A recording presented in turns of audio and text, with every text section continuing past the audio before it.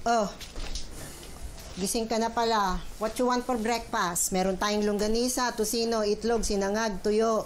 Kung saan ka hindi pasawa. Wala akong gusto. Gusto kong makita ang tatay ko. Eh, hindi pa nga tumatawag yung kumpare ng tatay mo. Stay ka lang.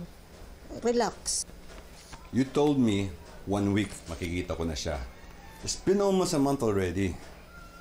Ano ka ba? Nag-extend daw. Sabi nung kumpare ng tatay mo, nag-extend daw yung trabaho. Ano ka ba? Masyado ka mainipin.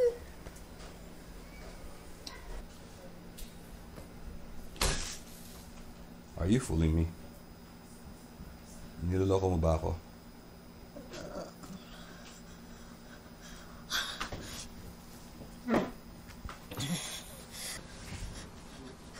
No. Joke lang. Sinususpense lang kita kasi tumawag na nga yung kumpare ng tatay mo. Today daw, darating today. Kaya kung ginagago ko, kung nalaman kong niloloko mo, you will rue the day.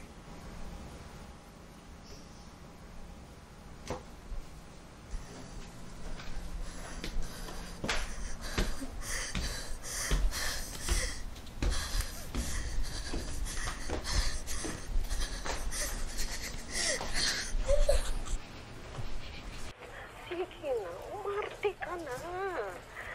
Matihidido ako eh. Total, magkasikidad naman kayo nung Jesus na yun, di ba? Hindi na nga niya nakikilala kung anong mukha ng tatay niya eh. Meron siyang litrato, pero napakalabo na, hindi na nakikita yung mukha ng tatay niya. Naging artista ka, di ba? Yung goon, yung binubugbog ng bida, di ba? Hoy! Stuntman ako. Ako yung dumudouble sa bida. O sige, dalhin mo na siya dito. Pero wag siyang loloko-loko, ha? At handa mo na rin yung ibabayad mo sa akin. Ano ka ba? Kakainis to. Siyang may pera, hindi ako. Ano ka ba? Dugasan yun ang dugasan. Gusto niyo yung dugasan. Pero, ha? Sige. Salamat.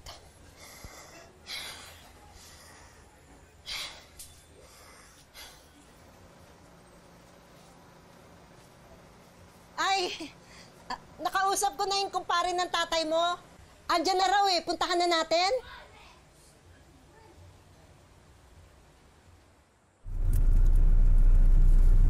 Ito ang lugar ng mga hudlum. Ang mga tao dito, puro mga halang ang bituka. 18 million Filipinos live in extreme poverty. Kaya sila gumagawa ng iba-ibang krimen para makasurvive. Extreme poverty is a threat to human existence.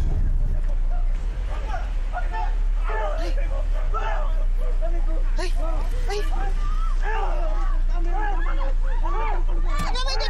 Sandali lang. Saan ka punta? They're killing each other. So, makikialam ka? Uy, baka akala mo, ang mga mabuti, yun pa yung madalas madali. O sige, tumuloy ka. Tingnan natin kung di ka mategi. O ano manong? Hindi pa aandar? Next year pa tayo aandar? Marites lang? Mama na to, chismoso eh.